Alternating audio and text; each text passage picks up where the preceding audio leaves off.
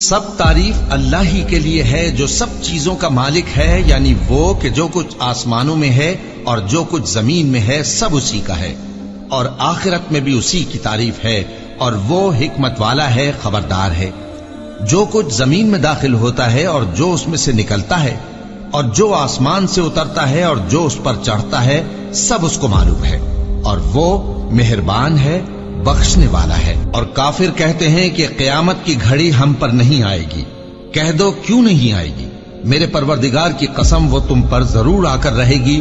وہ پروردگار غیب کا جاننے والا ہے، ذرہ بھر چیز بھی اس سے پوشیدہ نہیں، نہ آسمانوں میں اور نہ زمین میں، اور کوئی چیز ذرے سے بھی چھوٹی یا بڑی نہیں مگر کتاب روشن میں لکھی ہوئی ہے، اس لیے کہ جو لوگ ایمان لائے اور عمل نیک کرتے رہے ان کو بدلہ دے۔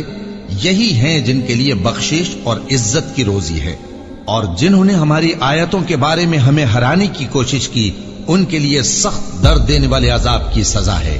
اور جن لوگوں کو علم دیا گیا ہے وہ جانتے ہیں کہ جو قرآن تمہارے پروردگار کی طرف سے تم پر نازل ہوا ہے وہ یقیناً حق ہے، اور اس اللہ کا رستہ بتاتا ہے جو غالب ہے، قابل تعریف ہے۔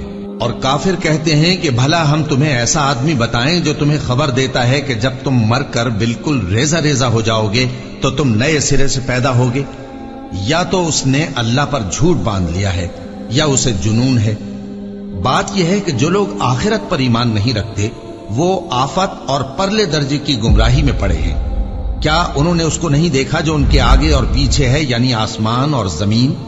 اگر ہم چاہیں تو ان کو زمین میں دھسا دیں یا ان پر آسمان کے ٹکڑے گرا دیں، اس میں ہر بندے کے لیے جو رجوع کرنے والا ہے ایک نشانی ہے۔ اور ہم نے داؤد کو اپنی طرف سے برتری بخشی تھی اور کہا تھا اے پہاڑوں ان کے ساتھ تسبیح کرو، اور پرندوں کو ان کا مسخر کر دیا، اور ان کے لیے ہم نے لوہے کو نرم کر دیا کہ کشادہ زرہیں بناؤ اور کڑیوں کو اندازے سے جوڑو، اور نیک عمل کرو، جو عمل تم کرتے ہو میں ان کو دیکھنے والا ہوں۔ اور ہوا کو ہم نے سلیمان کے تابع کر دیا تھا، اس کی صبح کی منزل 1 مہینے کی راہ ہوتی اور شام کی منزل بھی مہینے بھر کی ہوتی۔